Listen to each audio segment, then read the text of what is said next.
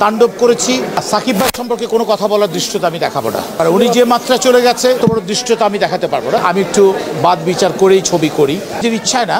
Actually যেসব গল্প পাই সে গল্পটা আমার সাথে আসলে আপনাদের জানেন আমি কী বিষয়ে কথা বলি। তা আমি আসলে ওই ধরনের নাটক করতে, কারণ আমার বাচ্চাটা অনেক বড় হচ্ছে। কোনো একটা সময় যেন বলে না, কেউ যেন বলে যে তোমার বাবা তো অমুক অমুক কাজগুলো করেছে, সেই জায়গাটা আমি রাখতে চাই না। 2 দিন পর তো মরে যাবো, 2 দিনের দুনিয়া, যখন তখন টুস করে মরে যাবো, তখন আফসোস থেকে যাবে। ওই আফসোসটা রাখতে চায় না, সে কারণে বুক ফুলিয়ে কথা বলার সাহস খুঁজে পাই চমৎকার চমৎকার মানুষদেরকে দেখে। কোরবানি নিয়ে তো ত্যাগের মহিমায় ভাসিয়ে দিব, এরকম একটা ব্যাপার।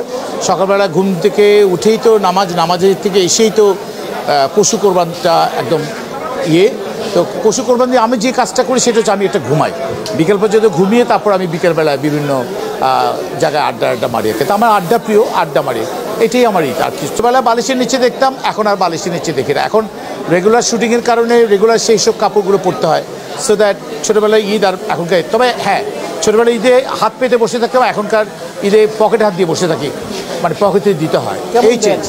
না, সাকিব ভাই সম্পর্কে কোনো কথা বলার দৃশ্যতা আমি দেখাবো না, কারণ উনি যে মাত্রা চলে গেছে এনার সম্পর্কে এত বড় দৃশ্যতা আমি দেখাতে পারবো না। তবে তাণ্ডব করেছি সাকিব ভাই, আমি রায়হান রাফি ভাইয়ের ব্ল্যাক মানিটা করেছি। তবে আরও 2টো ছবি কথা চলছে, আরও অন্য ডিরেক্টরদেরও ছবির কথা হচ্ছে।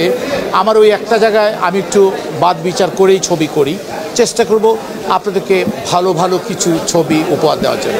বেশি দিন না, কারণ বেশি নাই তো।